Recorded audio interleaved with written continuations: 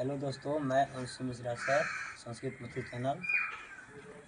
आज मैं अपने एक स्टूडेंट से संज्ञा के बारे में एक्सप्लेन कराऊंगा, जो कि टॉपिक होगा संज्ञा।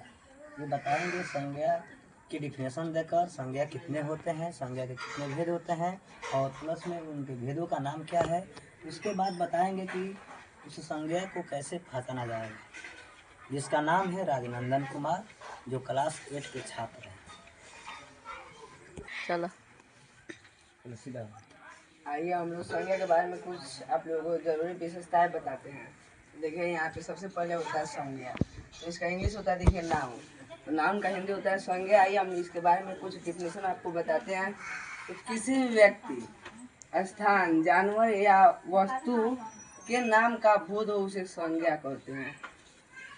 जैसे मैं पटना जाऊंगा, या बिल्ली जा रही है, या आप जानवरों को कह सकते हैं, वस्तुओं का नाम के बोध को भी कह सकते हैं इत्यादि। संज्ञा के 5 भेद होता है।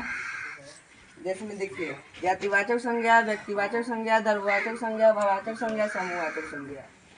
आइए अब हम जानते हैं, ये तो हम समझ गए संज्ञा के 5 भेद होता है। आइए अब इसके डिफिनेशन जानते हैं। तो देखिए जातिवाचक संज्ञा का डिफिनेशन होता है पूरी जाति का बोध हो उसे जातिवाचक संज्ञा कहते हैं। व्यक्तिवाचक संज्ञा का बोध होता है व्यक्ति, वस्तु, स्थान, दिनों, महीनों के नाम को व्यक्तिवाचक संज्ञा कहते हैं।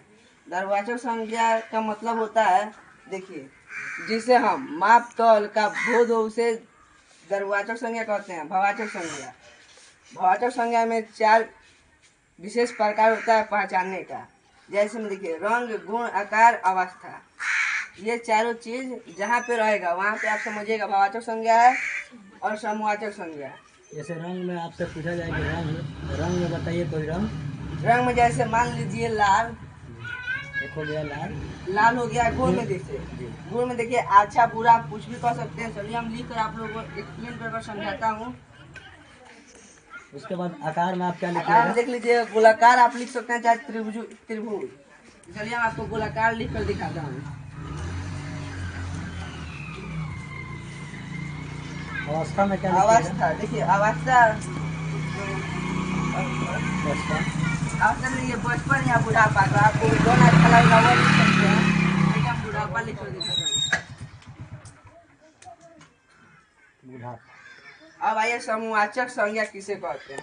देखिए जहाँ समूह, जैसे में जहाँ एक कोई भी समूह का बोध हो उसे समूहवाचक संज्ञा कहते हैं। जैसे में देख लीजिए आप मेला में बहुत सारे लोग होते हैं, इसलिए उसको समूहवाचक संज्ञा कहते हैं।